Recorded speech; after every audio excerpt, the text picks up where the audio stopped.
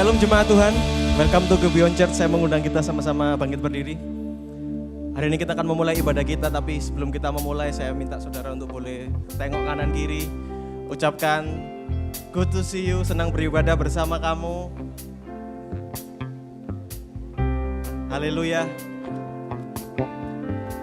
Sebelum kita memulai ibadah kita, mari sama-sama kita membaca ayat Fotum yang terambil dari Mazmur 32 ayat 1 sampai 2, 7 dan 11. Kita akan membaca ayat ini bergantian. Di ayat yang terakhir kita akan baca bersama-sama. Mazmur 32 ayat yang pertama. Dari Daud nyanyian pengajaran. Berbahagialah orang yang diampuni pelanggarannya, yang dosanya ditutupi. Saudara, berbahagialah manusia yang kesalahannya tidak diperhitungkan Allah dan yang tidak berjiwa penipu. Engkaulah persembunyian bagiku, terhadap kesesakan engkau menjaga aku. Engkau mengelilingi aku sehingga aku luput dan bersorak. Bersama-sama bersukacitalah dalam Tuhan dan bersorak-sorailah hai orang-orang benar. Bersorak-sorailah hai orang-orang jujur. Beri kemuliaan bagi Allah kita. Mari hari ini kita datang kepada Tuhan. Kita mau bersyukur untuk anugerahnya dan kesetiaan Tuhan. Jemaat Tuhan sama-sama katakan. Dalam kegelapan aku melangkah, tak dapat melihat cahayanya. Namun kasih-Mu yang jerikan mataku. Dalam kegelapan aku melangkah, tak dapat melihat cahayanya. Namun kasih-Mu yang jerikan mataku. Untuk selamanya hanyalah Engkau, cahaya bagiku. Kau pengharapan satu-satunya, oh Tuhan. Come on, sing it. Yesus, mudah ku beriman padamu. Engkau setia, Yesus, karena-Mu ku dapat melihat maju ke depan. Dalam rencananya bukan berjalan, tak lagi melihat ke belakang. Karena kasih-Mu yang jelikan mataku. Bersama-sama katakan. Untuk selamanya hanyalah Engkau, cahaya bagiku. Kau pengharapan satu-satunya, oh Tuhan. Yesus, mudah ku beriman padamu. Engkau setia, Yesus, karena-Mu ku dapat melihat maju ke depan. Yesus, tak pernah kau tak bisa gagal. Engkau sempurna, Yesus, karena-Mu ku dapat melihat maju ke depan. Ini nyanyian pujian kami Tuhan. Sama-sama. Untuk selamanya hanyalah Engkau, cahaya bagiku. Kau pengharapan satu-satunya, oh Tuhan. Untuk selamanya hanyalah Engkau, cahaya bagiku. Ya pengharapan satu-satunya, oh Tuhan. Yesus, mudah ku beriman padamu.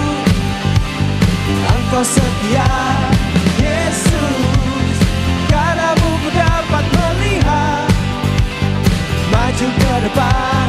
Yesus, tak pernah kau tak bisa gagal. Engkau sempurna, Yesus, karena-Mu ku dapat melihat. Bersama-sama maju ke depan. Kita sama-sama yang paling mulia bagi Tuhan kita. Amin. Hari ini kita berkumpul bersyukur atas anugerahnya yang cukup bagi setiap kita. Amin saudara. Mari kita pujikan dengan segenap hati kita. Karena ini menjadi ucapan syukur kita atas kasih karunia-Nya bagi kita. Amin. Come on, lift up your voice. Great is your faithfulness, oh God. You wrestle with the sinner's restless heart. You lead us by still waters and to mercy, and nothing can keep us apart.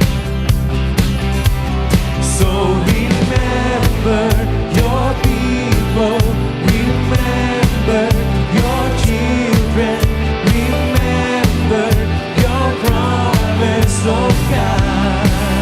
Come on! Your grace is enough. Your grace is enough. Your grace is enough for me. Amen. Great is your love and justice, God of Jacob. Amen. You use the weak to lead the strong. You lead us in the song of your salvation, and all your people sing along. So remember your people, remember your children, remember your promise, oh God. Your grace is enough. Your grace is enough. Your grace is enough for me. Sing it one more time. Your grace is enough. Your grace is enough. Your grace is enough. Your grace is enough for me. So remember your people, remember your children, remember your promise, oh God. Cuma Tuhan angkat suaramu, katakan, your grace is enough. Come on. Your grace is enough. Hey. Your grace is enough for me. Your grace is enough. Your grace is enough. Yes, Lord. Your grace is enough. Your grace is enough for me. Yeah. Your grace is enough. Your grace is enough. Your grace is enough for me. It's enough for me. Oh, it's enough for me. Oh, it's enough for me. Amen. Shalom saudara-saudari, welcome to Gibeon Church. Di sini bukan tempat untuk orang sempurna, tapi tempat di mana kita semua disempurnakan oleh kuasa Injil dan kasih karunia Tuhan kita Yesus Kristus. Minggu ini kita masuk dalam perenungan katekismus di minggu yang ke-11. Saya akan membacakan pertanyaannya, lalu kita akan membaca bersama-sama jawaban serta ayat bacaannya. Pertanyaan yang ke-11, adakah yang dapat menjalankan hukum Allah dengan sempurna? Sejak kejatuhan, tidak ada manusia yang mampu memelihara hukum Allah dengan sempurna. Sebaliknya, kita memiliki kecenderungan alamiah untuk menolak Allah dan tidak mengasihi sesama kita sebagai manusia. Kita baca bersama-sama Roma 3 ayat 10 sampai yang ke-12. Seperti ada yang tertulis, tidak ada yang benar, seorang pun tidak. Tidak ada seorang pun yang berakal budi. Tidak ada seorang pun yang mencari Allah. Semua orang telah menyeleweng, mereka semua tidak berguna. Tidak ada yang berbuat baik, seorang pun tidak. Silakan duduk, saudara-saudari.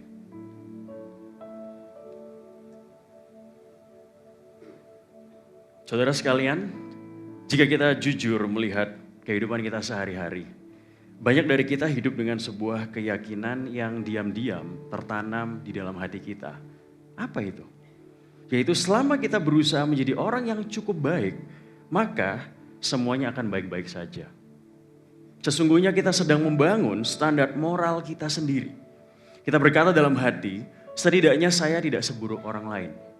Atau setidaknya saya tidak membuat kehidupan orang lain lebih susah.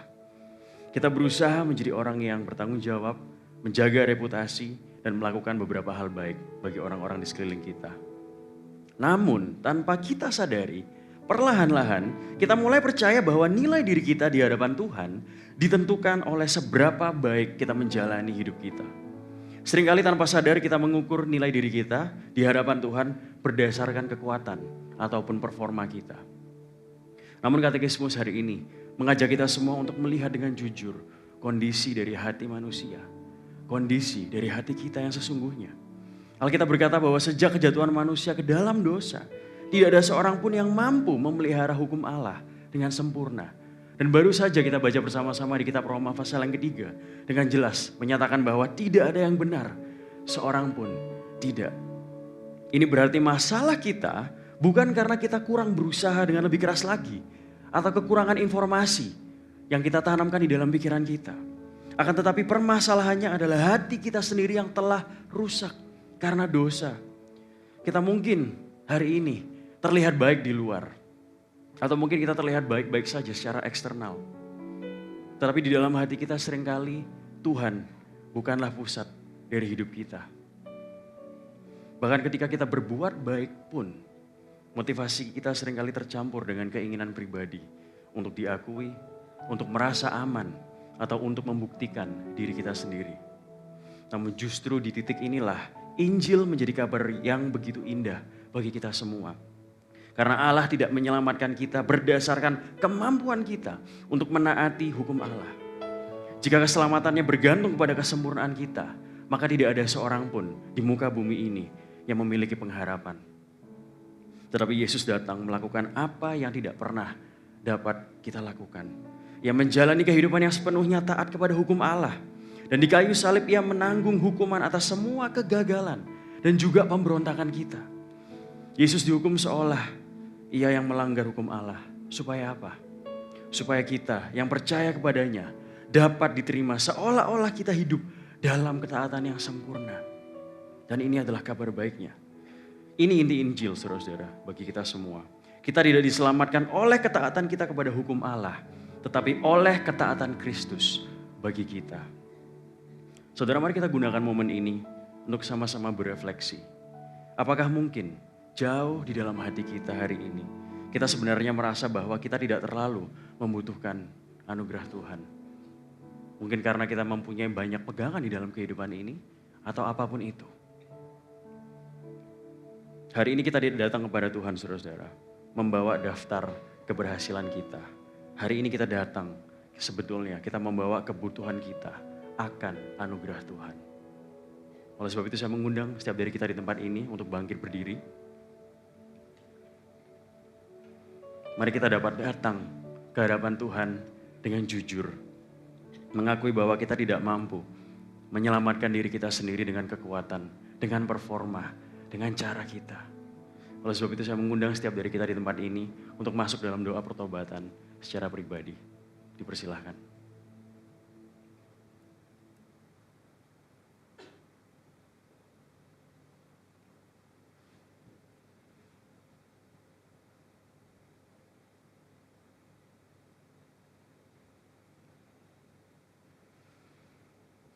Bapa di surga, kami bersyukur atas anugerah yang Engkau berikan melalui pribadi Kristus. Kami menyadari ya Tuhan, bahwa hidup kami adalah pemberian dan juga adalah wujud nyata dari kasih-Mu yang sempurna. Ampuni kami ya Tuhan yang seringkali kami menggunakan nilai dunia untuk menjadi penentu keberhargaan kami. Allah Roh Kudus, tuntun dan tolong kami untuk hidup berdasarkan apa yang Kristus telah perbuat bagi kami. Dan hidup seturut dengan rencana-Mu. Terpujilah nama-Mu ya Tuhan. Hanya di dalam nama Tuhan Yesus kami berdoa dan mengucap syukur. Amin. Saudara sekalian, katekismus telah mengingatkan kita atas keberdosaan kita dan karya Kristus yang menyelamatkan kita. Biarlah pujian yang akan kita nyanyikan ini menjadi pertobatan bagi setiap kita. Kita mengakui di hadapannya kalau kita butuh anugerahnya yang besar bagi kita. Amin. Mari kita pujikan lagu ini dengan segenap hati kita. Arahkan hati kita kepada Kristus Sang Penebus kita.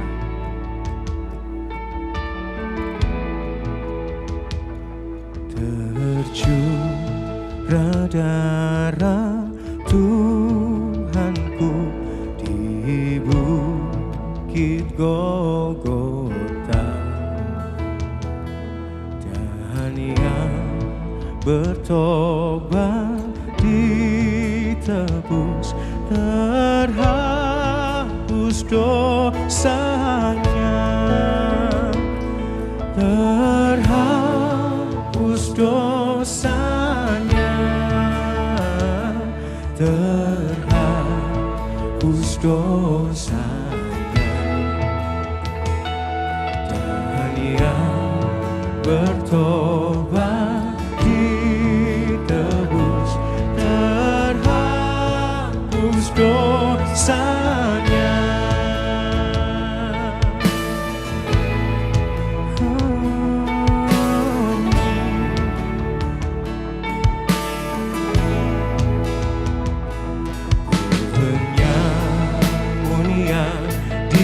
Sisinya diberi anugerah, pun setiap kita yang penuh celah mendapatkan anugerahnya.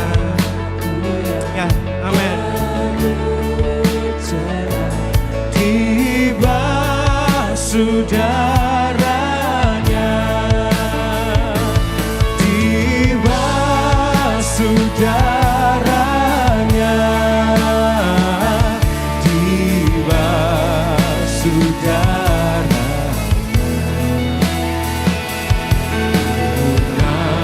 aku yang penuh celah, tiba saudaranya.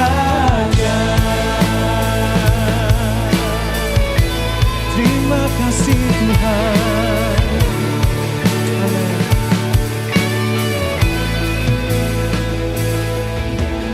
Amin.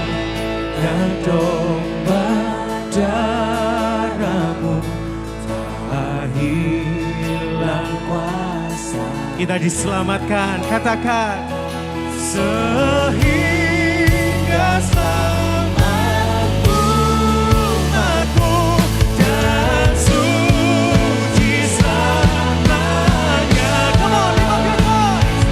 Dan suci selamanya.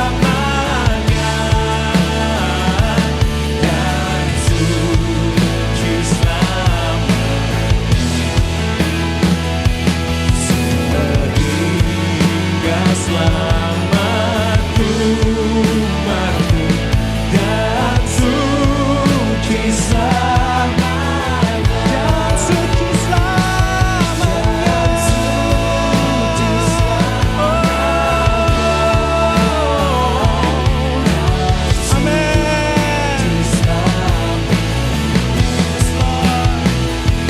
Sehingga selamatku dan suci selamanya. Oh, hanya oleh darah-Mu Tuhan kami ditebus, kami disucikan, kami menerima pengampunan Tuhan.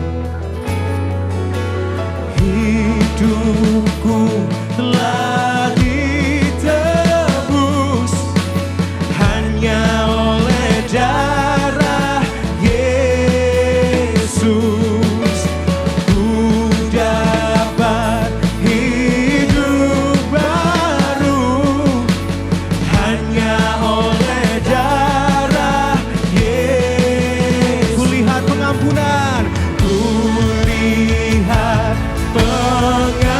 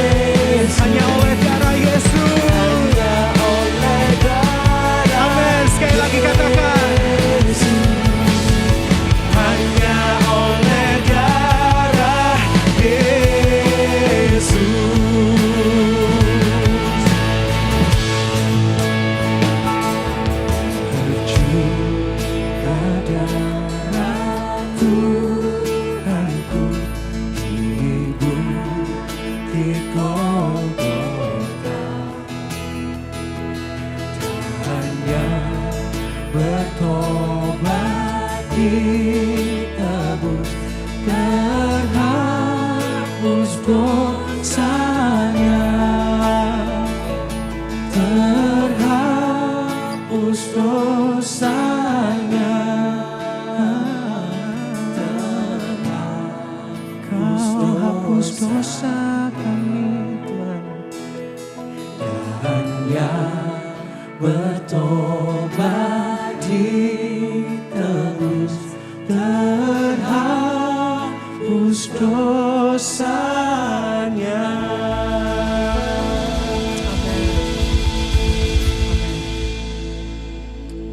Tuhan, Engkau tahu keberdosaan kami, Engkau tahu kelemahan, Engkau tahu setiap kegagalan kami Tuhan.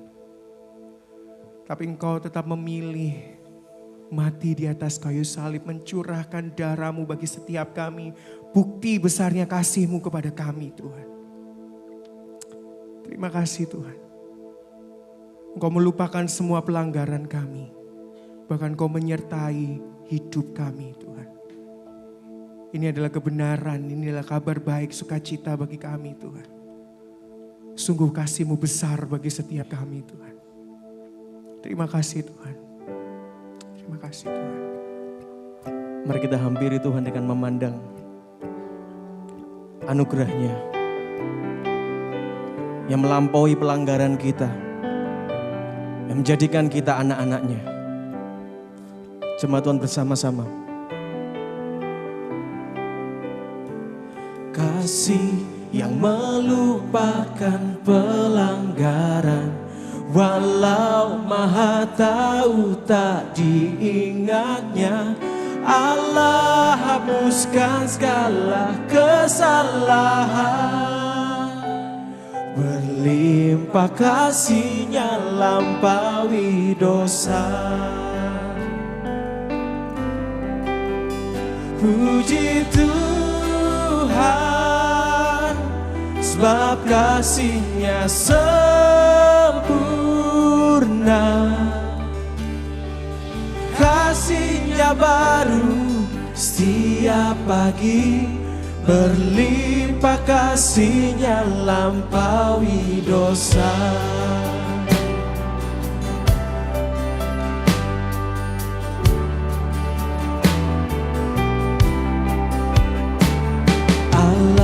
Sabar saat kita tersesat, lembut Sang Bapa panggil pulang kita.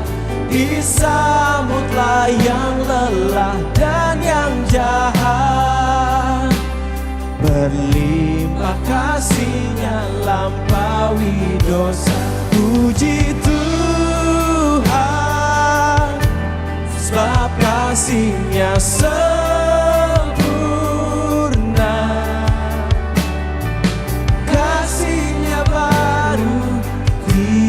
pagi, berlimpah kasih-Nya lampaui dosa.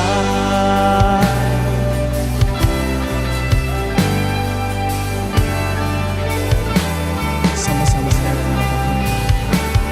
Allah curahkan kasih tanpa batas, kita ditebuskan oleh darah. Katakan dulu berhutang. Sekarang kita bebas, berlimpah kasih-Nya lampaui dosa. Puji Tuhan, sebab kasih-Nya sempurna. Kasih-Nya baru tiap pagi, berlimpah kasih-Nya lampaui. Jemaat Tuhan, puji Tuhan, sebab kasih-Nya sempurna. Kasih-Nya baru tiap pagi, berlimpah kasih-Nya lampaui dosa. Berlimpah Berlimpah kasih-Nya lampaui dosa, berlimpah kasih-Nya lampaui dosa.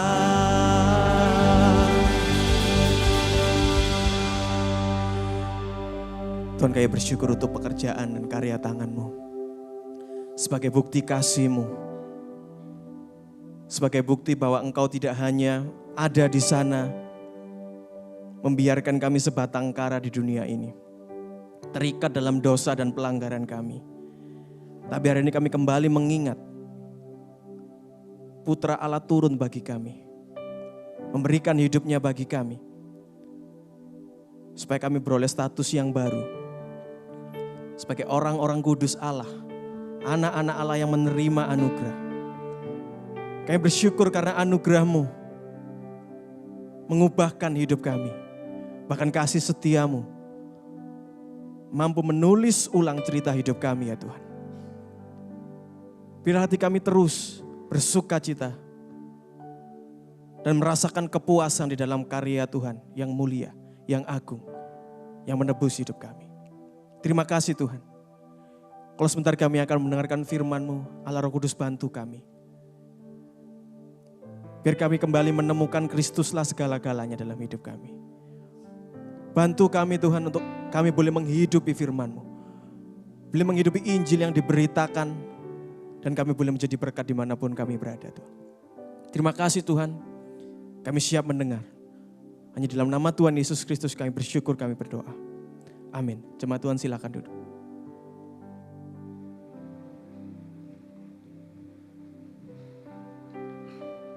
Saudara terkasih, ini adalah momen untuk kita memberikan persembahan bersama-sama. Saya ingin mengingatkan kita semua bahwa momen ini merupakan bagian dari liturgi penyembahan kita. Di sini kita memberi bukan supaya diberkati, tapi kita memberi karena kita sudah terlebih dahulu diberkati oleh apa yang Kristus telah lakukan bagi kita. Sebelum kita memberi, saya ingin mengajak kita semua di tempat ini untuk membaca sebuah ayat yang terambil dari 2 Korintus 9 ayat yang ke-7. Mari sama-sama kita membacanya. 2, 3. Hendaklah masing-masing memberikan menurut kerelaan hatinya, jangan dengan sedih hati atau karena paksaan. Sebab Allah mengasihi orang yang memberi dengan sukacita. Ayat ini saudara-saudara mengingatkan kita semua bahwa esensi dari memberi itu bukanlah nominal atau jumlahnya, tetapi adalah ungkapan dari apa yang telah Allah terlebih dahulu lakukan di dalam hati kita. Hati yang telah tersentuh oleh kasih karunia Allah. Sehingga jika hari ini saudara-saudari kita bisa membawa persembahan kita, kita juga tidak hanya sekedar melakukan sebuah tindakan, tetapi ini adalah wujud dari apa yang Roh Kudus lakukan. Di mana kita dimampukan untuk memberi dengan sebuah kepercayaan bahwa Allah adalah Allah yang setia dengan janjinya di dalam kehidupan kita. Nah saudara, hari ini bisa memberi melalui beberapa cara. Yang pertama, saudara bisa melakukan transfer ke rekening Gibeon. Dan yang kedua, saudara bisa melakukan scan kris yang tersedia di bangku Anda. Dan yang terakhir, saudara juga bisa menggunakan amplop yang tersedia di kursi Anda. Lalu saudara bisa memasukkannya di kotak persembahan yang berada di luar ibadah ini, di gedung ini, dan nanti saudara bisa drop di bagian manapun setelah ibadah ini usai. Sebelum kita melanjutkan ibadah kita dan kita memberi, mari sama-sama kita berdoa. Ya Tuhan, kami bersyukur atas anugerah-Mu dalam kehidupan kami. Kami mengucap syukur bahwa Engkau melibatkan kami ya Tuhan ke dalam rencana-Mu yang akbar. Kiranya setiap pemberian ini Tuhan dapat dipakai dan juga dikelola untuk membangun kerajaan-Mu dan juga untuk menyebarluaskan Injil hanya untuk kemuliaan nama-Mu.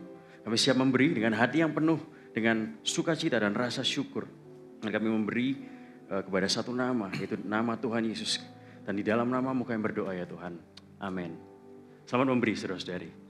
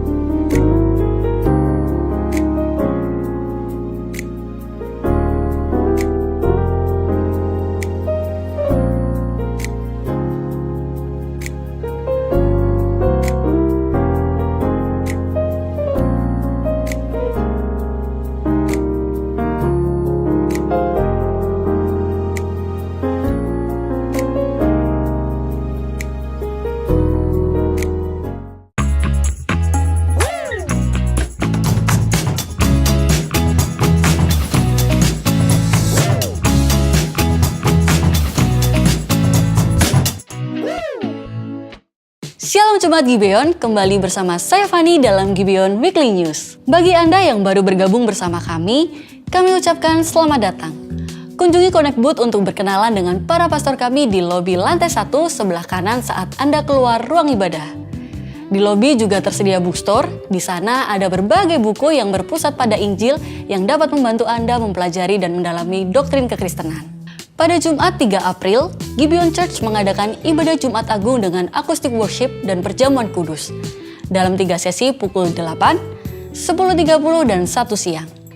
Ibadah kids tersedia di jam yang sama dan youth digabung dengan ibadah umum. Pada hari Minggunya, tanggal 5 April kita akan merayakan kebangkitan Yesus Kristus. Ibadah umum dan kids tersedia pukul 8, 10.30 dan 1 siang. Dan ibadah youth pada pukul 10.30 dan 1 siang. Mari ajak keluarga dan teman untuk beribadah bersama kami merayakan karya Kristus bagi kita. Church, mark your calendar.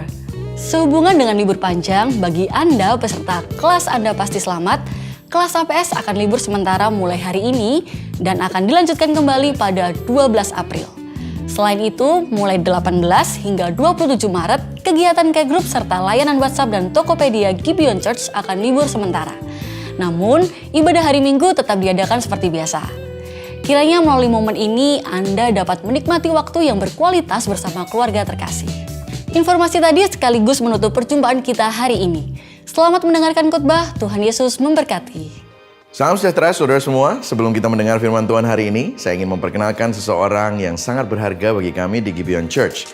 Hari ini adalah pertama kalinya Pastor Eric Huai berkhotbah di mimbar ini. Dan secara pribadi, I just want to say that I am very proud of him. Pastor Eric bukan hanya seseorang yang memiliki hati untuk Injil dan firman Tuhan, tetapi seseorang yang memiliki hati untuk orang-orang yang seringkali tidak terlihat oleh dunia. Mereka yang terabaikan, terpinggirkan, mereka yang hidup di batas-batas masyarakat bahkan. Di Gibeon Church, dia memimpin sebuah pelayanan yang sangat berharga bagi kami, sebuah pelayanan yang lahir dari kerinduan Injil untuk hadir bukan hanya di mimbar gereja, justice and mercy, hadir di tengah dunia yang terluka melalui pelayanan sekolah dan pelayanan sosial bagi masyarakat marginal. Dan saya melihat sesuatu yang indah di dalam diri Pastor Eric Huai. Ketika Injil benar-benar mengubah hati seseorang, hati itu tidak hanya rindu mengenal firman dan Tuhan saja, tetapi juga rindu untuk membawa kasih Tuhan kepada mereka yang paling membutuhkan. Karena itu saya sangat bersyukur bahwa hari ini dia akan membagikan Injil dan firman kepada kita semua. Dan sebagai gereja kita tidak hanya mendengar firman dari satu suara saja, tetapi kita percaya Tuhan membangkitkan banyak pelayan firman dan Injil di tengah komunitas ini. Dan I'm very excited bahwa Pastor Eric adalah salah satunya. Mari sama-sama kita bangkit berdiri. Kita sambut Pastor Eric dengan dan kita membuka hati kita untuk mendengar apa yang Tuhan ingin sampaikan melalui firman Tuhan. Mari sama-sama kita berikan aplaus Pastor Eric Huai.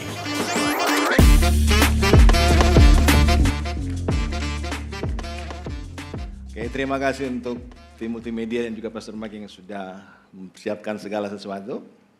Silakan duduk Bapak Ibu Saudara yang terkasih. Oke. Welcome to Gibeon Church. Bagi saudara yang mungkin baru pertama kali hadir dan datang beribadah, dan juga bagi Anda yang ibadah secara live streaming maupun online, selamat beribadah. Nah, Bapak Ibu Saudara yang terkasih, hari ini kita akan melanjutkan sermon series kita dengan tema The Gospel After Genesis. Nah, minggu ini kita masuk week yang kedua dengan tema kegelapan hati manusia. Sebelum kita masuk lebih jauh, saya ajak kita semua, mari kita sama-sama bersatu hati kita berdoa. Bapak yang baik, terima kasih untuk setiap kebaikan Tuhan bagi kami. Kami sungguh percaya anugerah Tuhan yang menopang kami. Dan hari ini kami bisa ada bersama-sama beribadah dan menikmati Injil-Mu Tuhan. Kiranya melalui pemberitaan firman Tuhan, kasih karunia begitu kuat menjamah, melawat hati kami. Sehingga kami boleh mengalami keserupaan dengan Kristus. Hati kami dikalibrasi melalui kebenaran firman-Mu Tuhan. Hamba-Mu yang akan menyampaikan firman juga Tuhan urapi, Tuhan pakai sebagai alat-Mu Tuhan. Terima kasih Tuhan. Di dalam nama Tuhan Yesus, haleluya. Amin. Bapak Ibu Saudara, mari kita sama-sama buka Alkitab kita di dalam Roma pasal yang pertama, ayat 18 sampai ayat yang ke-32. Oke, saya akan baca ayat yang genap dan kemudian kita akan bersama-sama membaca ayat yang ganjil sampai kepada ayat yang ke-32.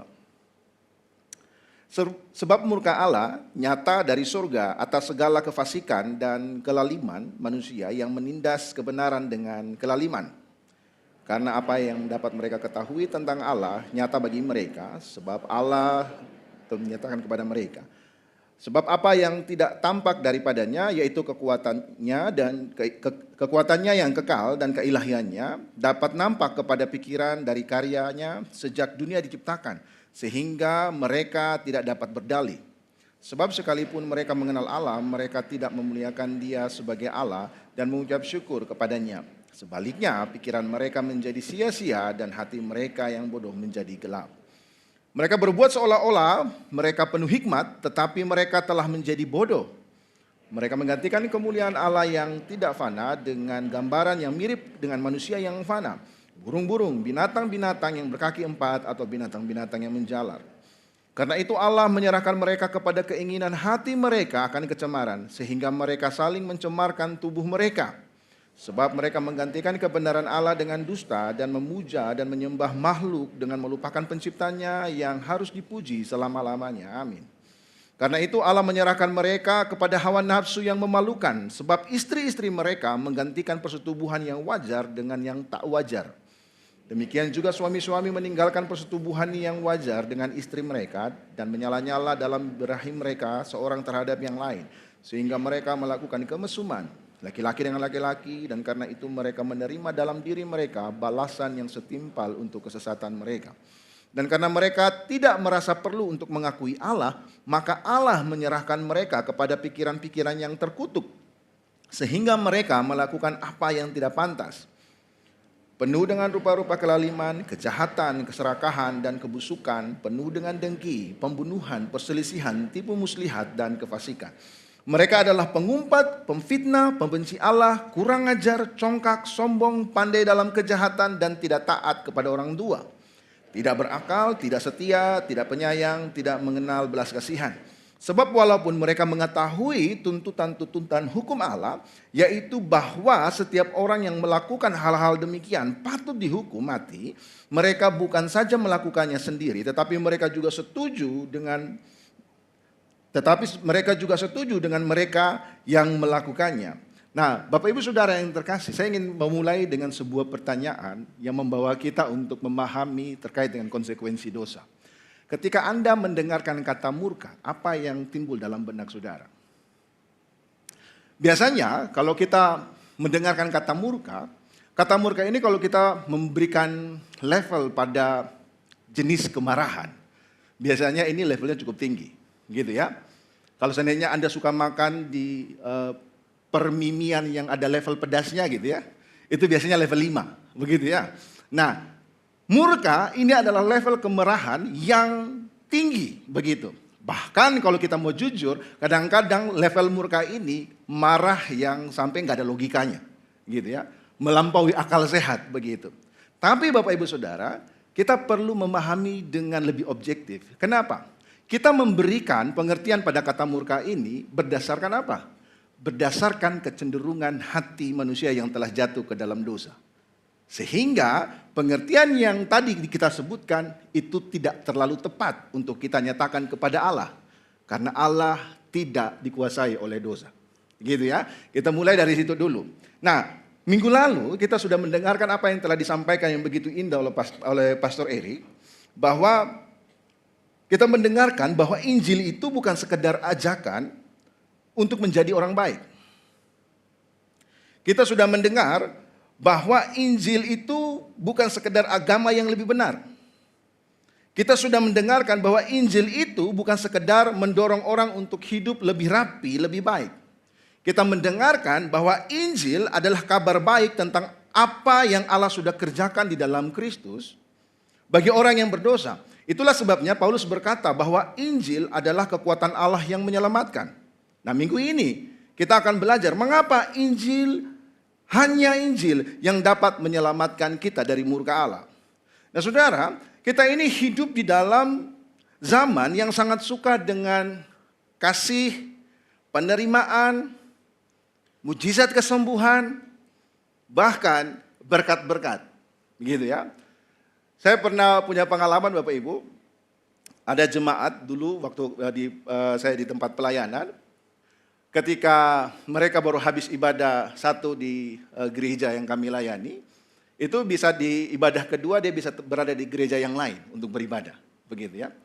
Begitu juga ada lagi angkutan yang menjemput, maka dia bisa beribadah di tempat yang lain lagi. Kenapa? Karena ketika dia pergi beribadah di tempat yang lain, dia merasa bahwa ada sesuatu yang berbeda, katanya begitu. Dan kemudian ada berkat yang diterima ketika dia beribadah di tempat yang lain. Sehingga ketika kita mau jujur, bahwa artinya ketika kita datang beribadah, kita tidak lagi fokus kepada pribadi Tuhan, tetapi kita lebih fokus pada hal-hal yang lain. Begitu.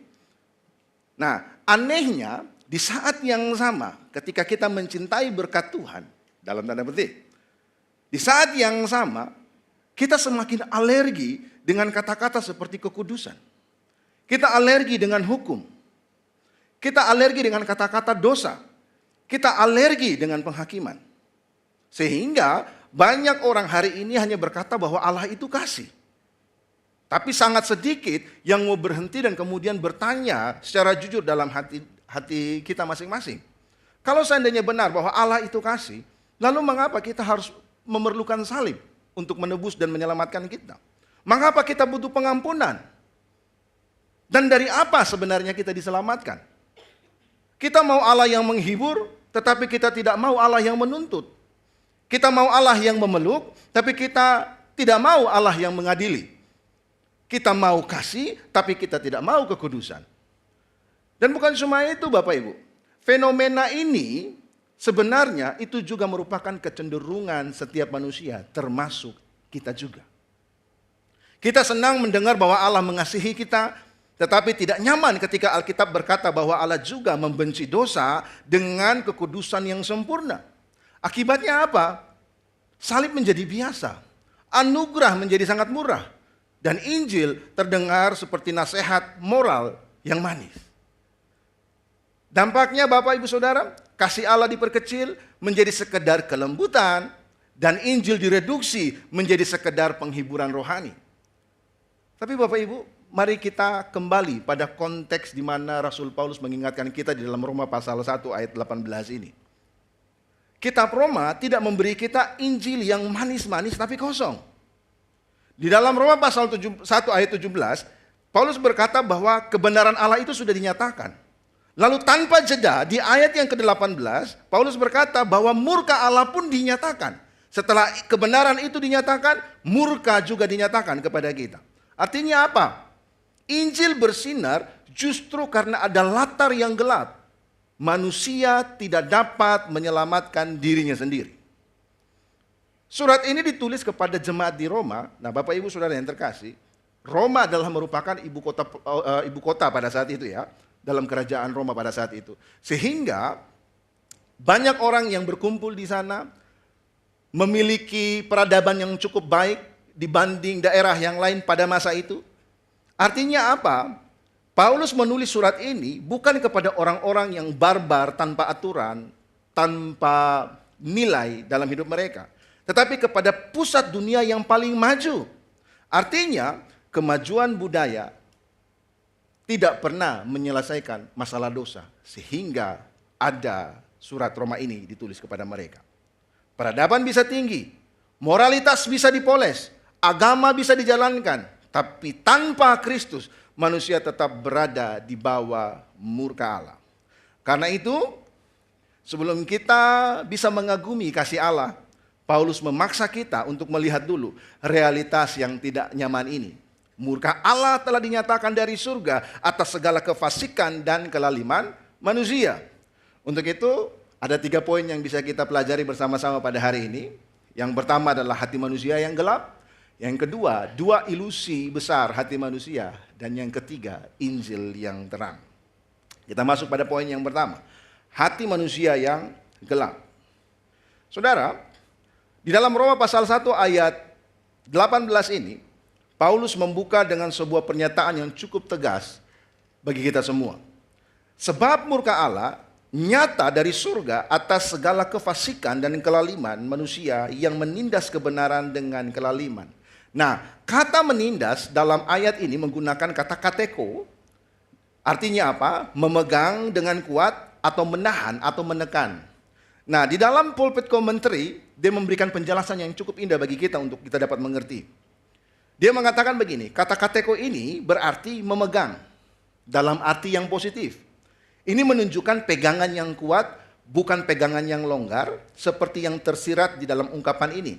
Kata ini muncul dalam arti dalam 1 Tesalonika pasal 5 ayat 21, berpegang teguhlah pada apa yang baik. Gitu ya. Nah, oleh karena itu, pulpit commentary memberikan komentarnya terkait dengan ayat ini, kata menindas ini, kata kateko ini, lebih tepat jika digunakan pada arti yang kedua. Oleh karena itu, kita harus menggunakan arti kedua dari kata kerja ini, yaitu menahan atau menahan diri. Di dalam Lukas pasal 4 ayat 42, orang-orang menahan dia supaya ia tidak pergi dari mereka. Nah, kata menahan itu sama dengan kata kateko yang dipakai untuk menindas juga. Nah, rujukannya masih sama. Pada pengetahuan bahwa tentang Allah yang seharusnya dimiliki oleh semua manusia sejak awal. Tapi gagasan yang diungkapkan bukanlah mereka memilikinya, melainkan mereka menekannya. Artinya, menindas kebenaran, menurut saya, dari apa yang disampaikan oleh pulpit commentary ini, lebih tepatnya mereka yang menekan kebenaran. Nah, apa yang ditekan? Kebenaran apa yang ditekan oleh orang-orang di Roma pada saat itu? Kalau Anda baca di dalam ayat yang ke-19 sampai ayat yang ke-25, maka kita dapat menemukan sebuah gambaran besar yang Paulus coba untuk buka bagi kita untuk kita ketahui.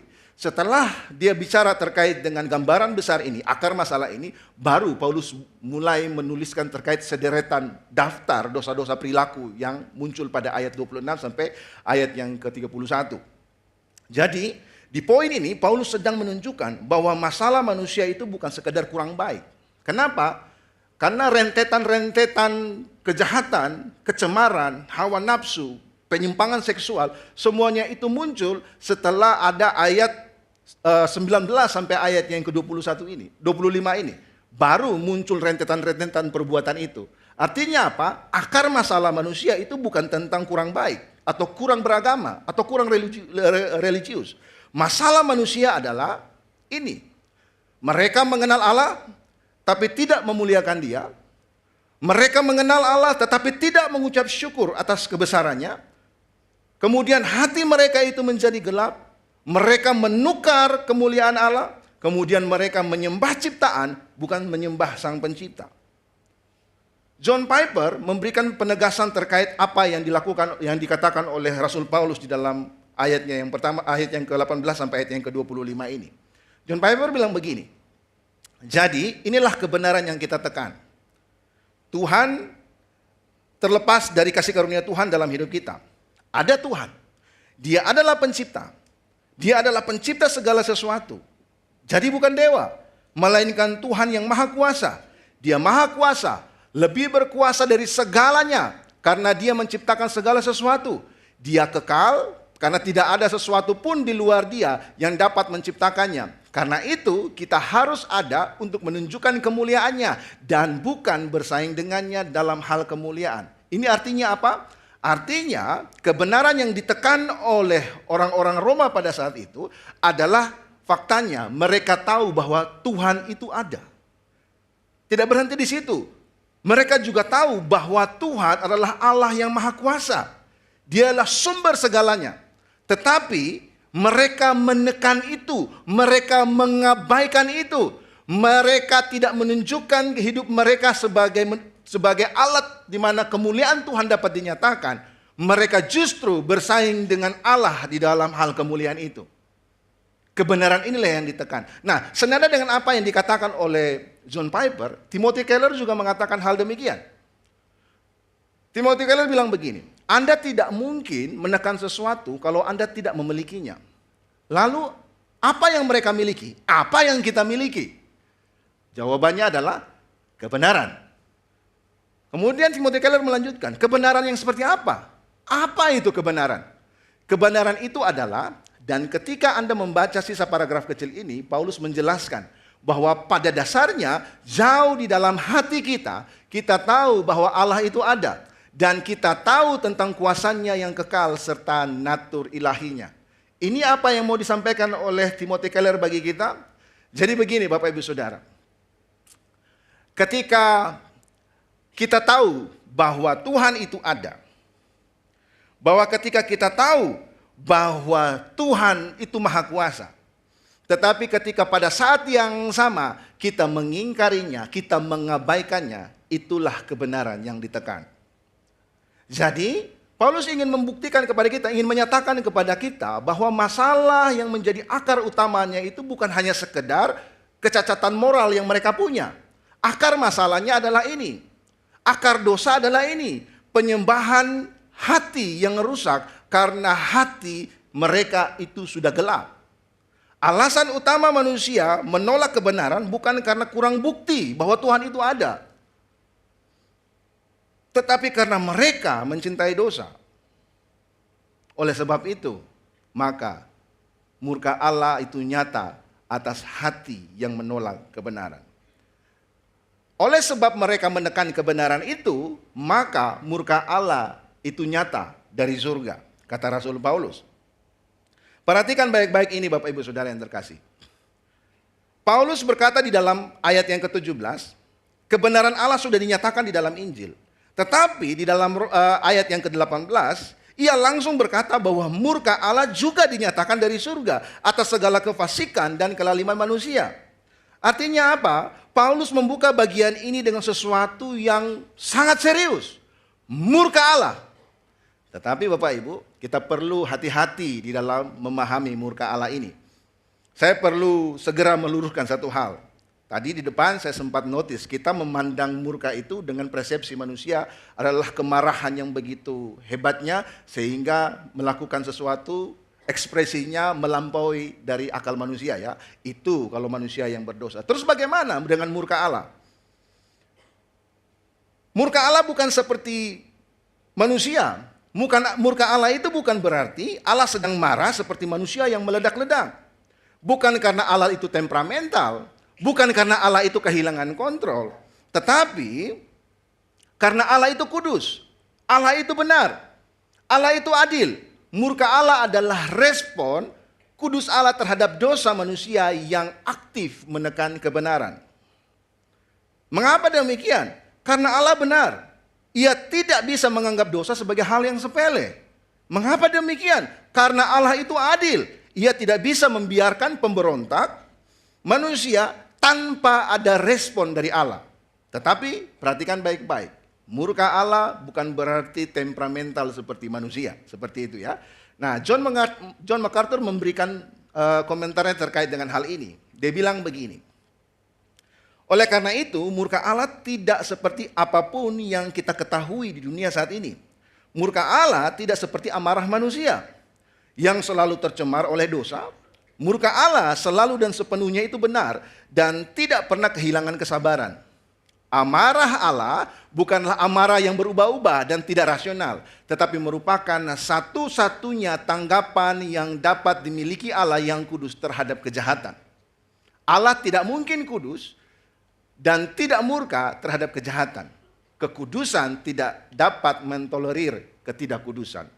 Jadi artinya adalah murka Allah adalah respon terkait dengan kejahatan. Jadi Paulus ingin memberikan sebuah penekanan bagi kita Bapak Ibu. Paulus tidak hanya berkata bahwa manusia itu berdosa. Paulus berkata bahwa manusia sudah berdosa, tapi dia menekan kebenaran.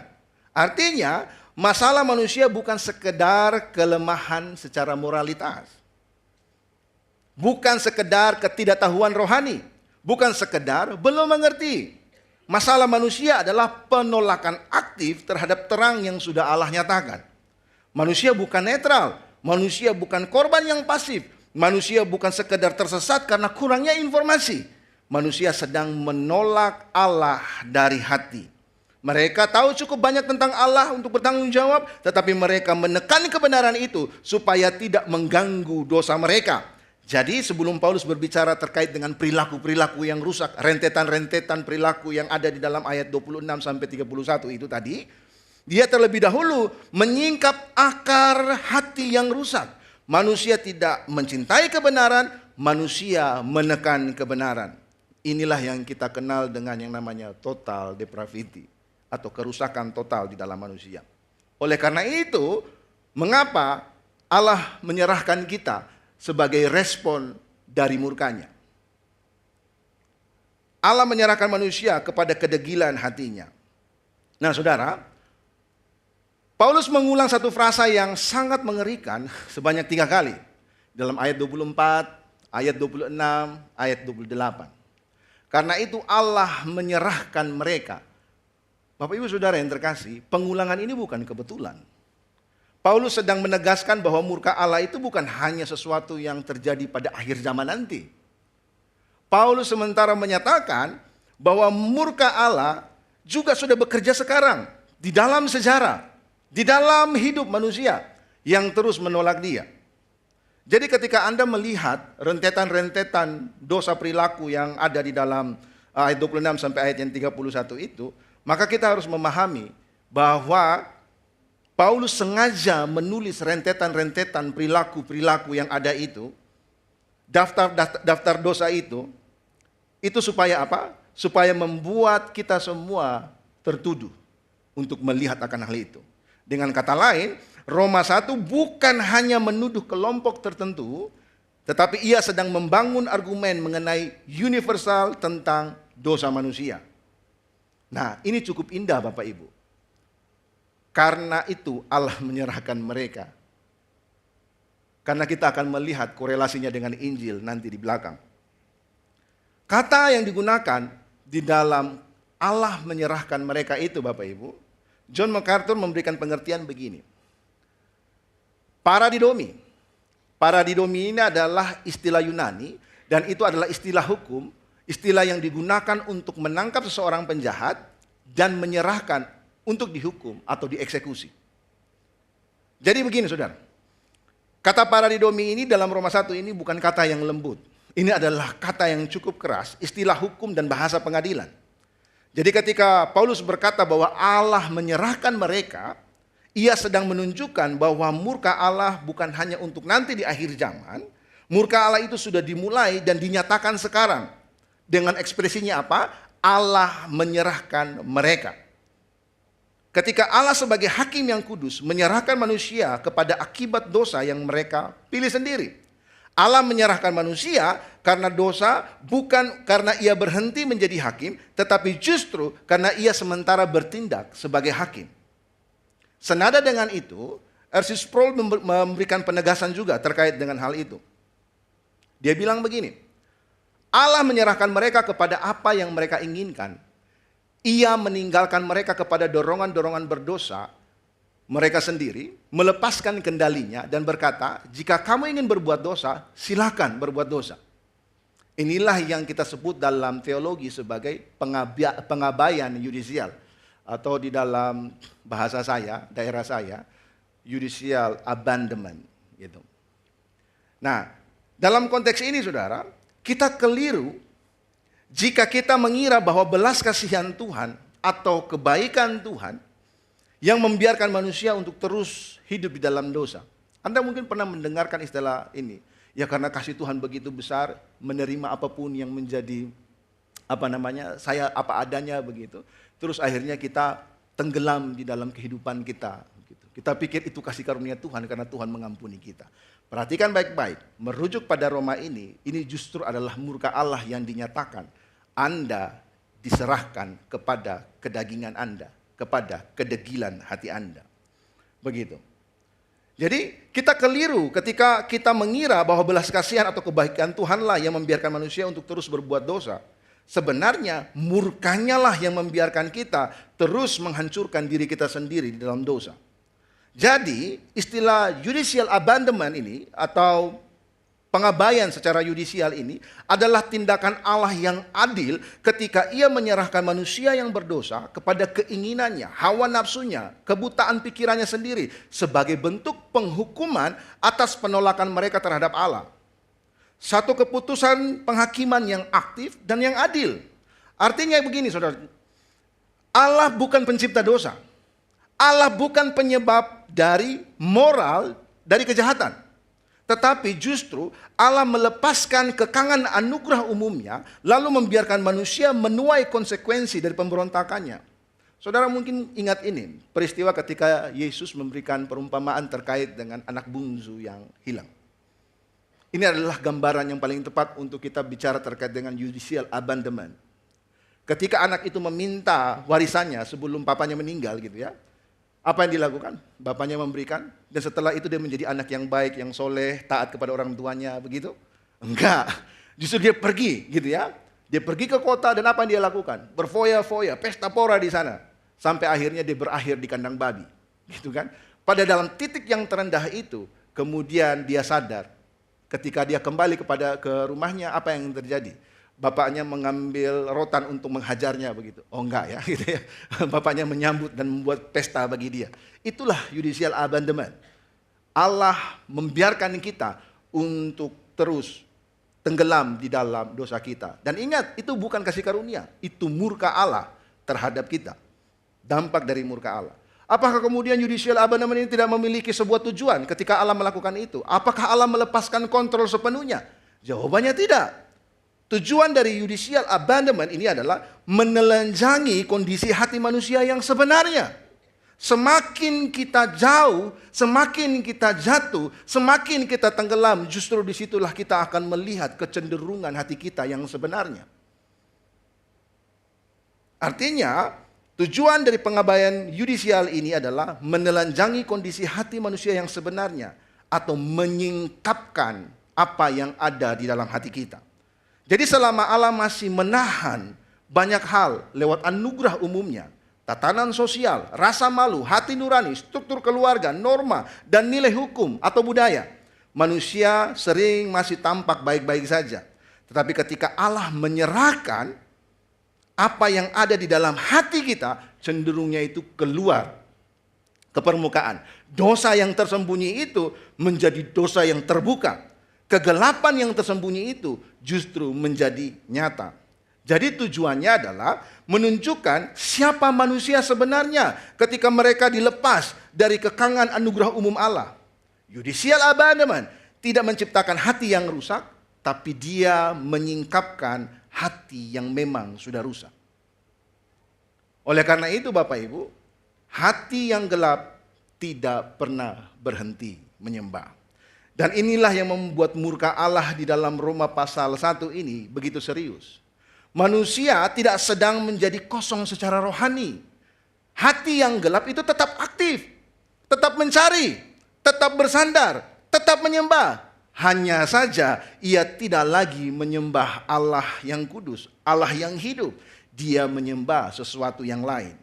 Jadi ketika Paulus menyatakan hati mereka yang bodoh menjadi gelap, mereka mengganti kemuliaan Allah, mereka menyembah makhluk dengan melupakan penciptanya, ini menunjukkan manusia tidak pernah benar-benar netral. Manusia selalu menyembah. Masalahnya bukan apakah dia menyembah atau tidak, bukan. Masalahnya adalah siapa atau apa yang ia sembah sebenarnya. Hati yang gelap tidak berhenti menyembah. Ia hanya berhenti menyembah Allah yang hidup. Dengan menggantikan dengan Allah yang menurut dia dapat memuaskan kecenderungan dosa kita masing-masing. Jadi Bapak Ibu Saudara yang terkasih, masalahnya adalah ini. Hati yang gelap tidak selalu terlihat gelap. Hati yang gelap kadang ia sangat tertib. Kadang ia sangat rohani. Kadang ia bersembunyi di balik topeng yang paling sopan. Itulah sebabnya hati yang gelap itu menciptakan dua ilusi besar di dalam hati manusia. Kita masuk pada poin yang kedua. Dua ilusi besar hati manusia. Kalau kita baca di ayat yang ke-25, Paulus menekankan hal yang indah. Sebab mereka menggantikan kebenaran Allah dengan dusta. Dan memuja dan menyembah makhluk dengan melupakan penciptanya yang harus dipuji selama-lamanya. Paulus ingin menyatakan kepada kita apa? Bahwa akar masalah dari manusia adalah kita menggantikan Allah yang harusnya kita sembah, pencipta yang harusnya dipuji selama-lamanya dengan apa? Dengan dusta dan memuja dan menyembah makhluk yang merupakan dan melupakan pencipta kita yang mencipta kita. Seorang hamba Tuhan bernama Lewis Johnson memberikan komentar terkait dengan ayat ini. Dia bilang begini, Tuhan menciptakan manusia menurut gambarnya. Tetapi sekarang manusia membalasnya dengan apa? Dengan menciptakan Tuhan-Tuhannya menurut gambar mereka sendiri. Dan itulah sebabnya penyembahan berhala modern Bapak Ibu tidak selalu berupa patung. Mengapa demikian? Jadi setelah Paulus menunjukkan bahwa manusia menekan kebenaran dan bahwa murka Allah itu nyata, dia melangkah lebih jauh. Dia bilang begini, hati yang berdosa itu bukan hanya memberontak, tapi hati yang berdosa itu juga menipu. Hati yang gelap menipu diri dengan Allah buatan sendiri. Ini menunjukkan bahwa hati yang berdosa tidak hanya memberontak. Hati yang berdosa itu juga menipu. Dia menciptakan rasa aman palsu supaya manusia tidak merasa butuh pertobatan yang sejati. Dosa tidak hanya membuat manusia melawan Allah, dosa juga membuat manusia menciptakan rasa aman palsu supaya ia tidak merasa perlu untuk bertobat secara sungguh-sungguh. Itulah mengapa Roma pasal 1 ini bukan hanya daftar dosa yang kelihatan buruk. Ini adalah kamar bedah di mana kita ditaruh di meja operasi dan kemudian hati kita dibedah dengan kecenderungan hati kita mengenai murka Allah yang akan ditimpakan kepada kita. Timothy Keller bilang begini, Bapak Ibu Saudara yang terkasih. Pernahkah Anda mendengar bahwa gereja bisa menjadi berhala? Hukum Tuhan bisa menjadi berhala? Upaya moral Anda sendiri dan kejujuran moral Anda sendiri dapat menjadi berhala? Sampai Anda dapat melihat itu, Anda tidak memiliki pemahaman Alkitabiah tentang apa itu penyembahan berhala. Dan mencari sesuatu, penyembahan berhala adalah mencari sesuatu untuk memberi Anda jenis harapan, jenis nilai, jenis keamanan yang hanya dapat diberikan oleh Tuhan sendiri kepada Anda. Artinya begini, selama kita tidak menyadari bahwa gereja itu bisa jadi berhala, selama kita tidak menyadari bahwa hukum Allah pun bisa menjadi berhala, dan selama kita tidak menyadari bahwa moral kita sendiri dan kejujuran moral kita sendiri itu dapat menjadi berhala, pada titik itu sebenarnya kita tidak memahami penyembahan berhala secara Alkitabiah. Jadi kalau seandainya kita menyadari penyembahan berhala secara Alkitabiah, maka kita tahu bahwa gereja pun bisa jadi berhala. Hukum-hukum Tuhan pun bisa menjadi berhala. Upaya moral kita pun bisa menjadi berhala. Kejujuran moral kita pun bisa menjadi berhala dalam hidup kita. Nah, dari sinilah kita akan melihat dua ilusi yang lahir dari hati yang menipu. Ilusi yang pertama adalah ini, Bapak Ibu Saudara yang terkasih, yaitu ilusi moralitas. Ketika seseorang memakai moralitasnya bukan untuk memuliakan Allah, tapi untuk membenarkan diri, maka moralitas itu berubah menjadi berhala. Kenapa moralitas bisa menjadi berhala? Karena berhala bukan pertama-tama soal apa yang kita lakukan, tetapi bicara terkait apa yang kita andalkan. Bahaya terbesar ketika kita mendengarkan Roma pasal 1 ayat 18 sampai ayat yang 32 ini adalah kita mulai berkata dalam hati, saya enggak seburuk mereka kok. Saya enggak terlibat dalam kecemaran. Saya tidak orang yang barbar.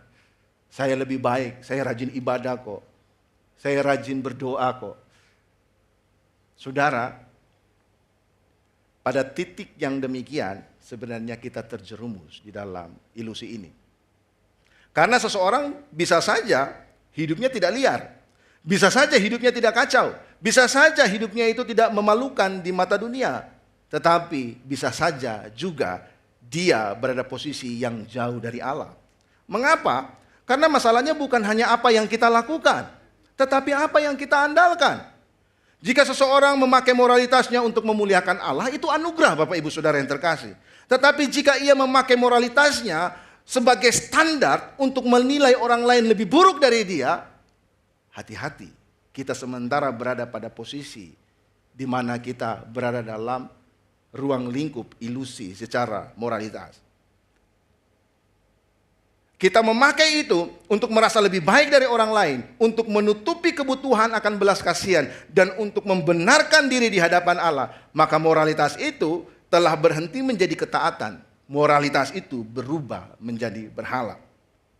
Moralitas menjadi berhala ketika seseorang berkata secara sadar atau tidak bahwa karena saya hidup lebih benar, maka saya lebih aman. Ketika saya lebih disiplin rohani, maka saya lebih layak. Ketika saya tidak seperti mereka, saya pasti diterima oleh Allah. Karena saya taat, saya bisa hidup, seharusnya hidup saya bisa terkendali. Saudara, ketika kita mengandalkan semua ini, maka apa yang terjadi? Ini bukan sebuah lagi ketaatan dalam hidup kita, Bapak Ibu. Ini bukan ketaatan, ini adalah functional savior atau juru selamat fungsional. Ini bukan kekudusan, ini self-salvation project yang kita bungkus dengan baju rohani.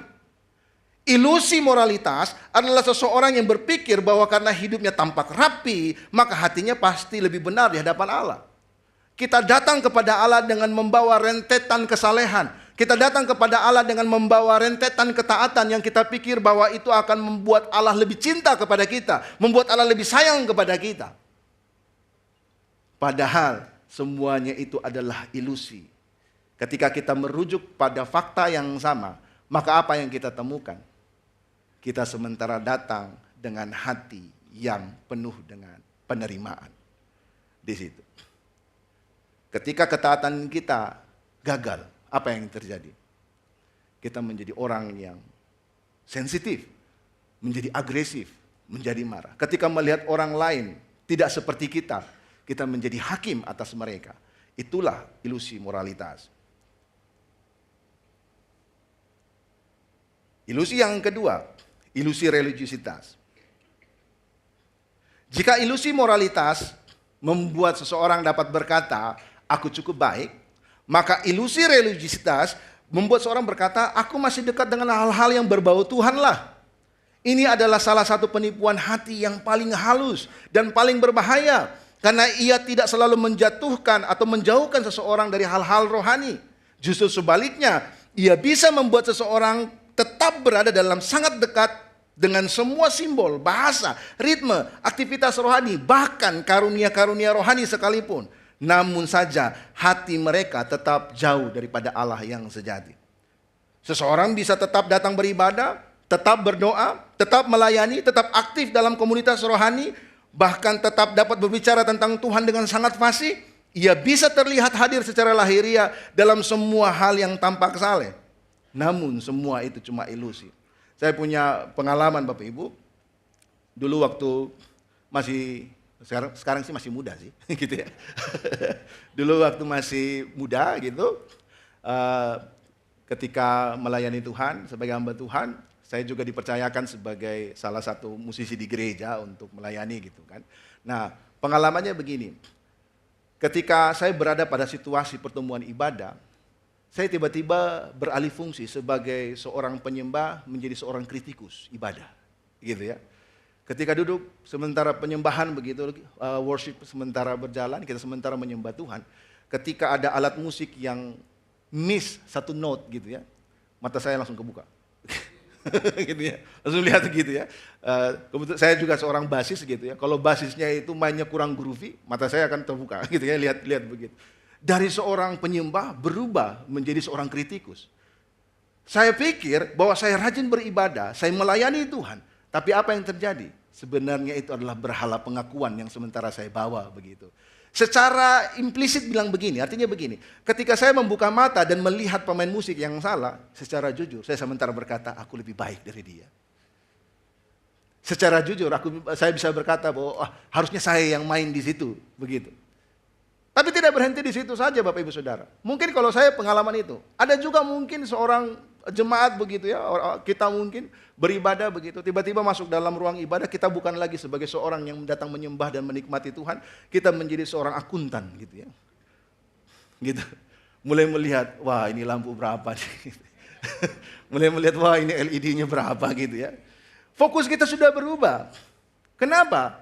Ada sesuatu yang terganggu dalam hati kita. Kita tidak lagi datang pada Tuhan. Padahal kita pikir bahwa kita datang beribadah secara rohani. Kita pikir kita melakukan hal rohani. Dan kita dekat dengan Tuhan. Tapi sejujurnya kita sementara menggantikan pribadi itu dengan hal-hal yang lain. Ada juga begini, saya punya pengalaman bertemu dengan beberapa orang gitu ya, fans banget sama salah satu hamba Tuhan. Jadi kalau hamba Tuhan ini dia berkhotbah di satu gereja ini, dia pasti akan ada di situ. Ketika hamba Tuhan ini pergi ke pelayanan di tempat yang lain, pasti dia akan ikut ke situ, begitu. Saya pikir-pikir, jangan-jangan dia udah beralih profesi, bukan lagi jadi jemaat, tetapi jadi asisten pribadi gitu. Ngikut kemana aja begitu. Kenapa? Karena merasa bahwa wah ini hamba Tuhan yang diurapi. Saudara, kalau kita mau jujur dengan konteks ini, maka apa yang terjadi? Kita tidak lagi sementara mencari pribadi yang memakai hamba Tuhan itu. Tapi kita sementara menjadikan hamba Tuhan itu sebagai berhala kita. Begitu. Fokus kita berubah. Kita tidak lagi mengandalkan Tuhan, tapi kita mengandalkan pribadi yang Tuhan pakai. Ciptaan yang Tuhan pakai untuk menyatakan kemuliaannya. Inilah ilusi religiusitas. Kita pikir kita sangat rohani, kita pikir kita sangat rajin beribadah, tetapi fokus kita, apa yang kita andalkan berubah. Kalau kita sakit, maunya didoain oleh hamba Tuhan tertentu. Pokoknya kalau bukan Pastor Mike gak mau deh gitu ya. Kalau Pastor Nata yang datang, tunggu dulu. Gitu ya. Gitu. Begitu. Padahal kita sudah punya lagu ya, dari lahir sampai mati Pastor Erik yang layani gitu kan. Begitu. Kita nggak mau, pokoknya Pastor Mike aja yang berdoa. Saudara hati-hati loh. Pada posisi ini kita sementara apa yang kita andalkan? Tuhan yang memakai hamba Tuhan tersebut atau hamba Tuhan tersebut yang Anda pikir dia berkuasa. Sehingga kita menaruh fokus kita, apa yang kita andalkan bukan lagi pada Tuhan, tapi kepada ciptaan yang Tuhan pakai untuk memuliakan namanya. Nah oleh karena itu, perhatikan apa yang dikatakan oleh Paulus. Di dalam ayat 21, sebab sekalipun mereka mengenal Allah, mereka tidak memuliakan Dia sebagai Allah atau mengucap syukur kepadanya. Sebaliknya, pikiran mereka menjadi sia-sia dan hati mereka menjadi bodoh dan gelap. Paulus berkata dalam Roma pasal 1 ayat 21 ini, bahwa sekalipun manusia mengenal Allah, mereka tidak memuliakan Allah. Dia sebagai Allah dan tidak mengucap syukur kepadanya. Ini berarti masalah utamanya itu bukan selalu karena dia tidak tahu siapa Allah. Masalah utamanya itu justru lebih dalam. Dia tahu siapa Allah, dia bisa mengenal Allah, dia bisa akrab dengan perkara-perkara rohani, tapi hatinya tidak tetap tunduk kepada Allah. Disinilah ilusi religiusitas itu bekerja. Dia membuat seseorang merasa aman bukan karena ia sungguh-sungguh di dalam pertobatan dan iman, melainkan karena ia masih memiliki hubungan motivasi yang lain dalam hal-hal duniawi untuk dibungkus dalam hal-hal yang rohani. Dia berpikir bahwa karena dia masih beribadah, maka ia pasti baik-baik saja. Karena ia masih melayani, maka ia pasti tidak jauh dari Tuhan. Karena ia masih berdoa, maka ia pasti masih dekat dengan Tuhan. Karena ia masih aktif di dalam gereja, aktif dalam pelayanan, maka ia pasti rohani. Bapak Ibu Saudara yang terkasih, semua itu bisa menjadi sebuah kedekatan yang semu. Kenapa? Sebab hati tidak bisa keras kepada Allah dalam memberikan, mengikuti, tunduk kepada apa yang Tuhan kehendaki dalam hidup kita. Semuanya itu menjadi berhala sebab hati kita tetap keras. Semuanya itu menjadi berhala sebab ego kita masih tetap bertata dalam hati kita. Semuanya itu akan menjadi berhala karena kehendak kita tetap kita pertahankan dan tidak kita serahkan kepada Tuhan. Semuanya itu bisa menjadi berhala sebab kita tidak mau mengikuti atau memberikan sesuatu kepada Tuhan secara utuh dalam pengakuan iman dan pertobatan yang sejati kepada Tuhan. Religiusitas membuat kita sibuk dengan Tuhan tanpa pernah sungguh-sungguh tunduk kepada Tuhan. Artinya begini, ketika seseorang tetap rajin berdoa, tetap setia beribadah, tetap memberi, tetap melayani, tetapi di balik semuanya itu, Tuhan tidak lagi menjadi tujuan yang tertinggi. Tuhan mulai diperlakukan sebagai sarana untuk mendapatkan hidup lebih nyaman, lebih lancar, lebih berhasil, lebih aman.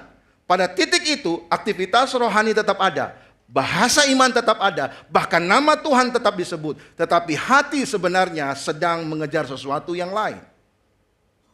Dan ketika Allah diperlakukan sebagai alat, kemudian berkat menjadi tujuan, maka penyembahan itu telah bergeser. Yang dicari bukan lagi Allah, melainkan apa yang bisa diberikan oleh Allah. Nah, kali ini dunia itu dikejar dengan bungkusan kata rohani.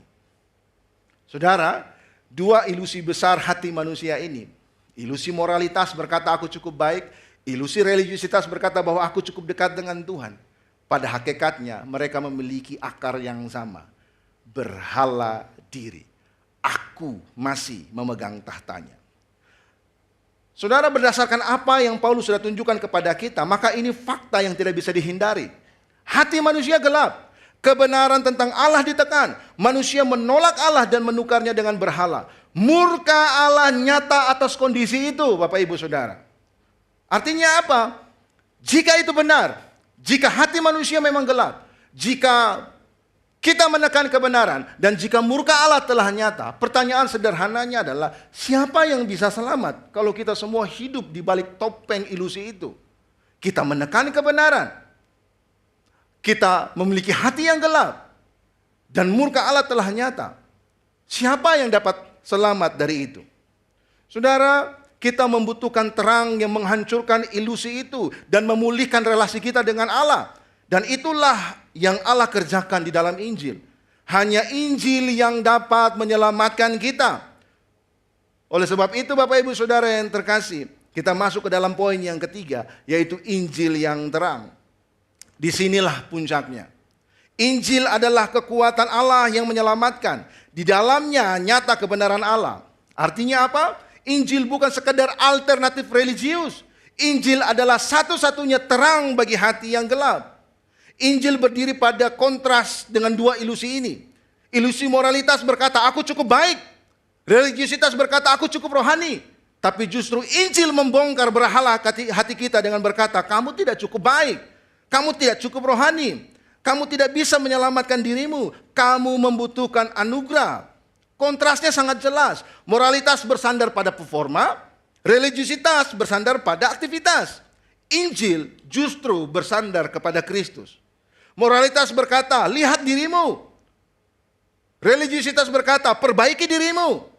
Namun Injil berkata, pandanglah kepada Kristus. Saudara, dua ilusi ini membuat manusia percaya bahwa ia masih bisa datang kepada Tuhan dengan sesuatu yang ada di tangannya. Tetapi Injil menghancurkan itu. Injil berkata, datanglah kepada Tuhan dengan tangan kosong. Karena Kristus sudah melakukan semuanya. Injil meruntuhkan semua ilusi yang kita pakai untuk merasa aman. Dia membawa kita pada satu-satunya tempat aman yang sejati. Bukan diri kita, bukan agama kita, tetapi kepada Kristus. Injil adalah kuasa Allah yang menyelamatkan. Bukan karena ia memberi kita strategi untuk menjadi lebih baik, tetapi karena ia menyatakan kebenaran Allah yang diberikan kepada orang berdosa melalui iman. Sebab ini Bapak Ibu Saudara yang terkasih, moralitas tanpa Kristus itu bukan keselamatan. Itu adalah pembenaran diri. Religiusitas tanpa Kristus itu bukan penyembahan yang sejati, itu topeng rohani.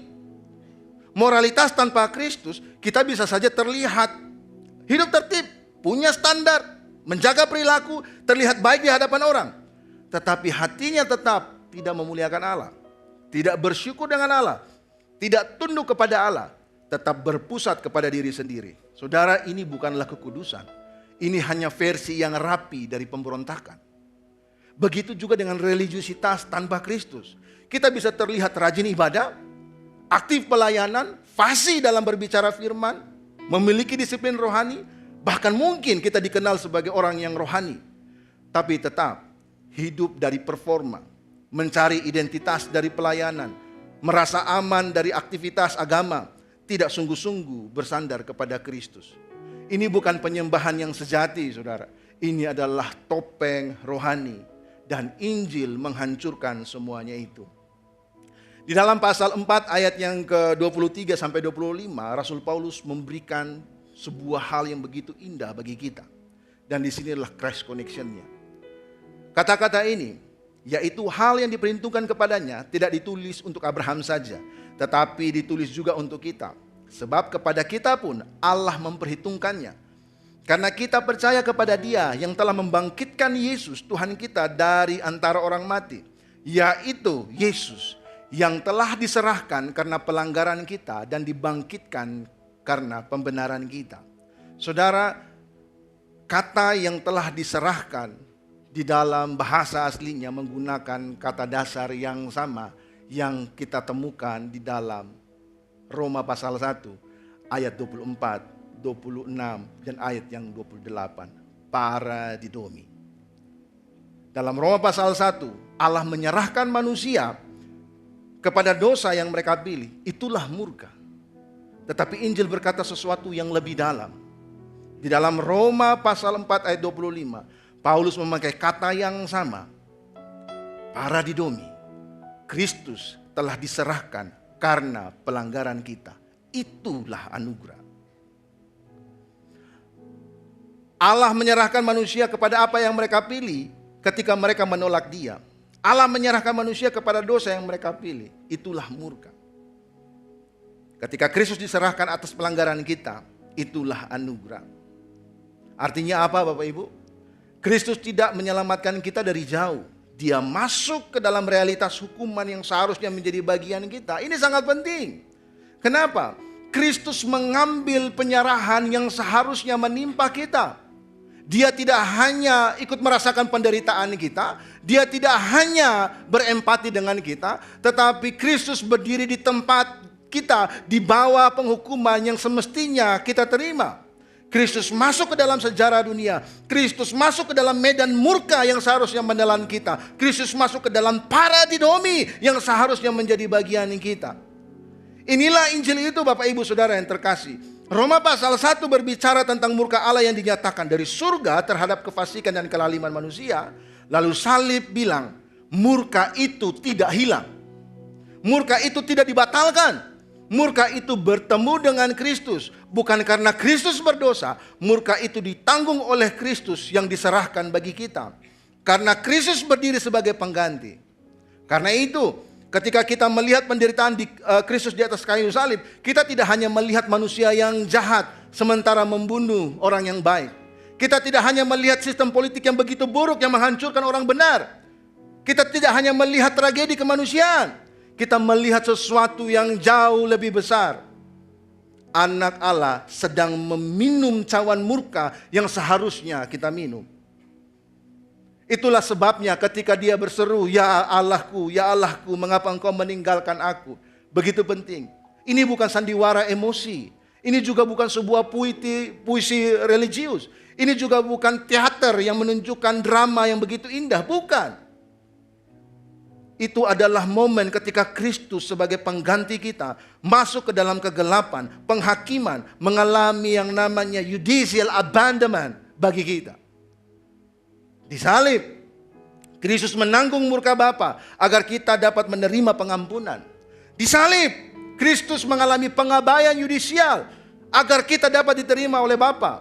Disalib, Kristus dihukum agar kita mendapatkan pendamaian dengan Allah. Saudara, kalau Kristus benar-benar telah masuk ke dalam kegelapan kita, kalau Kristus benar-benar telah menanggung murka yang seharusnya menjadi milik kita, kalau Kristus benar-benar telah berdiri di tempat kita, maka hari ini saya mengajak kita semua, kita tidak bisa lagi tetap berpegang pada dua ilusi yang lama itu. Kita tidak bisa lagi bersandar pada moralitas kita. Kita tidak bisa lagi bersandar pada religiusitas kita. Karena kalau moralitas kita cukup, Kristus tidak perlu mati di atas kayu salib. Kalau religiusitas kita cukup, Kristus tidak perlu masuk ke dalam kegelapan itu untuk menyelamatkan kita. Faktanya adalah Kristus mati. Dia masuk ke sana dan menggantikan kita. Dan kemudian bangkit kembali memberikan kita identitas yang baru. Kita yang harusnya disalibkan, kita yang harusnya dihukum, semuanya telah digantikan oleh Kristus. Kristus telah menanggungnya bagi kita. Maka hari ini, saudara, tanggalkanlah ilusi bahwa Anda masih cukup baik. Tanggalkanlah ilusi bahwa Anda masih cukup rohani. Datanglah pada Kristus, bukan dengan pembenaran diri, Bapak Ibu Saudara yang terkasih, tetapi dengan pertobatan. Datanglah pada Kristus bukan dengan topeng, tetapi dengan hati yang hancur. Datanglah kepada Kristus. Bukan dengan apa yang bisa Anda tunjukkan, tetapi dengan satu pengakuan yang jujur. Tuhan, aku tidak punya apa-apa. Sebab ketika dua ilusi itu akhirnya runtuh, kita tidak jatuh ke dalam kehampaan, Bapak Ibu Saudara yang terkasih. Dua ilusi itu runtuh, kita jatuh ke dalam anugerah. Saudara, kalau firman hari ini membongkar hati kita, ini bukan karena Tuhan mau mempermalukan kita. Itu karena Dia mengasihi kita sehingga tidak membiarkan kita terus hidup dari sesuatu yang tidak bisa menyelamatkan kita. Karena itu, jangan pulang dengan topeng. Jangan pulang dengan ilusi. Jangan pulang dengan hanya rasa tertuduh. Pulanglah dengan Kristus. Refleksinya. Apakah selama ini saya lebih merasa aman karena saya cukup baik daripada karena Kristus sungguh cukup baik bagi saya? Apakah saya sedang dekat dengan hal-hal yang rohani, tetapi sebenarnya hati saya belum sungguh-sungguh tunduk kepada Tuhan? Dan jika orang terdekat kita, moralitas kita, reputasi kita, dan semua aktivitas pelayanan kita diambil, apakah Kristus menjadi satu-satunya dasar pengharapan kita? Bapak Ibu Saudara yang terkasih, saya punya satu kesaksian bagi kita semua. Saya pernah di drop out dari seminari ketika saya semester 5 karena akumulasi kasus. Dan pada saat itu saya begitu kecewa dengan apa yang saya alami. Saya meninggalkan semua yang berbau rohani. Saya menjauh dari Tuhan. Saya menjauh dari panggilan yang dulu sudah dimulai. Lalu saya bekerja di sebuah perusahaan marketing. Dalam pandangan dunia, hidup saya terlihat naik. Saya bahkan percaya, dipercayakan untuk menjadi pemimpin salah satu cabang di tempat saya bekerja di Makassar. Dari luar itu terlihat sebuah pencapaian. Sebagian orang mungkin berkata, wah hidupnya jadi. Wah masa depannya terbuka. Wah dia berhasil bangkit. Tapi kenyataannya justru disitulah saya semakin tenggelam. Saya terjerumus lebih jauh dalam dosa. Hidup saya semakin liar. Hidup saya dalam pergaulan yang merusak. Dan yang paling mengerikan adalah ini, Bapak Ibu Saudara yang terkasih. Untuk satu waktu, saya merasa seolah-olah saya baik-baik saja. Saya mendapatkan apa yang saya mau. Saya punya kebebasan untuk apa yang saya bisa pilih. Saya punya hidup yang secara manusia terlihat berhasil. Saya bisa pergi semakin jauh. Dan untuk sementara waktu, rasanya seperti tidak ada yang dapat menahan saya. Gejolak kaulah muda pada saat itu. Tetapi justru disitulah saya mulai sadar. Kadang hal yang paling menakutkan bukan ketika hidup kita dihancurkan seketika. Tetapi ketika kita dibiarkan berjalan semakin jauh dalam apa yang kita pilih. Dari luar terlihat naik. Tetapi sebenarnya dari dalam saya sementara runtuh dan hancur. Dan di titik itu saya sadar. Semua yang kelihatan seperti keberhasilan itu ternyata hampa. Semua yang saya kira kebebasan ternyata itu adalah jenis perbudakan yang baru. Semua yang saya kira pencapaian ternyata tidak bisa menyelamatkan saya dari kegelapan hati saya sendiri. Sampai pada suatu malam Tuhan mengguncang hati saya yang begitu kuat. Seperti ada suara yang berbicara dengan jelas dalam hati saya. Erik, tempatmu bukan di sini. Ayo bertobat. Kembali kepada apa yang sudah dimulai dulu. Dan hari ini Bapak Ibu Saudara yang terkasih, saya mengerti. Itu bukan sekedar Tuhan masih memberikan saya kesempatan yang kedua. Itu karena Kristus telah terlebih dahulu masuk ke tempat gelap yang seharusnya menjadi milik saya. Saya pantas ditinggalkan, tetapi Kristus menanggungnya. Saya pantas menanggung murka, tetapi Kristus yang menanggung murka itu. Saya pantas menerima hukuman, upah dari pemberontakan saya. Tetapi Kristus mengambil tempat saya di atas kayu salib. Jadi ketika Tuhan memanggil saya kembali, itu bukan karena dosa saya kecil, ringan. Itu bukan karena kegagalan saya kecil. Itu bukan karena Tuhan menutup mata atas pemberontakan saya. Saya bisa kembali karena ada pribadi lain yang sudah lebih dahulu berdiri di tempat saya. Dan itulah Injil. Dan ketika hari ini saya bisa melayani Tuhan, itu bukan karena saya lebih kuat. Bukan karena saya akhirnya sudah sadar diri. Bukan karena saya sudah berhasil untuk memperbaiki hidup saya. Saya berdiri di sini karena Kristus mengambil tempat saya. Dan anugerahnya lebih kuat daripada pemberontakan saya. Saya undang kita semua untuk bangkit berdiri. Sambil menunggu musisi untuk mempersiapkan alat musiknya, saya akan bacakan bagi kita implikasi Injil bagi kita. Orang berinjil berhenti membuktikan diri dan mulai beristirahat dalam anugerah. Karena pembenaran kita tidak lagi berdiri di atas performa kita, tetapi di atas karya Kristus yang sempurna. Orang berinjil taat sebagai respon kasih, bukan sebagai usaha menyelamatkan diri. Kita tidak lagi taat supaya diterima, tetapi kita taat karena kita sudah diterima. Orang berinjil sadar bahwa Injil memampukan kita untuk jujur, melihat berhala hati, datang dengan pertobatan yang sungguh, dan kembali memuliakan Allah sebagai pusat hidup kita. Mari kita meresponi firman ini dengan pertobatan, dengan lagu yang akan kita nyanyikan ini. Kasih apa bawamu ke dunia, Raja mana lahir dalam hina, namun dalam gelap kau telah datang, turun ke dunia yang kau cipta. Kasih apa yang rela berkorban? Kasih apa yang rela berkorban? Ditolak, dicerca dan dihina, agar kau tanggung kelemahanku dan jadi kekuatan kebenaranku.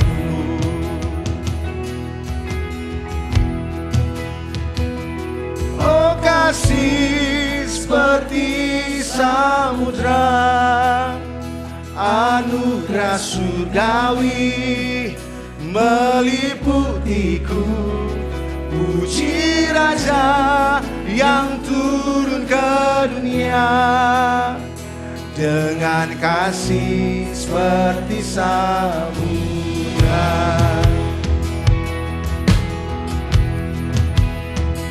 Kasih apa bawamu ke salib, menanggung semua hutang dosa kita, menanggung semua hutang dosa. Anak surga meninggalkan Bapa, anak surga meninggalkan Bapa. Darahnya telah membuatku hidup. Oh, kasih seperti samudra, anugerah surgawi meliputiku. Puji Raja yang turun ke dunia dengan kasih seperti samudra.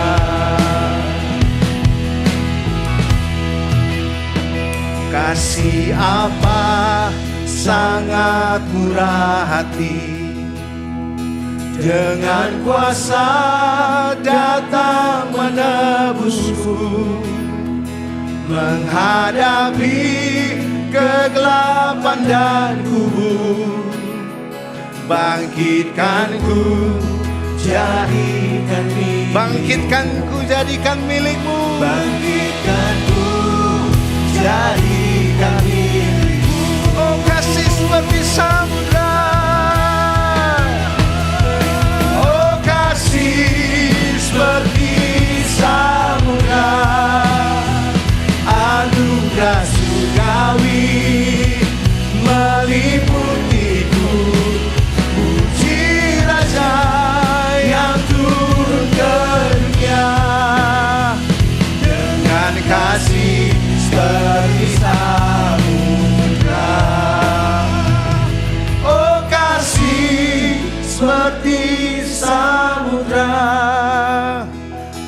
anugerah surgawi meliputiku.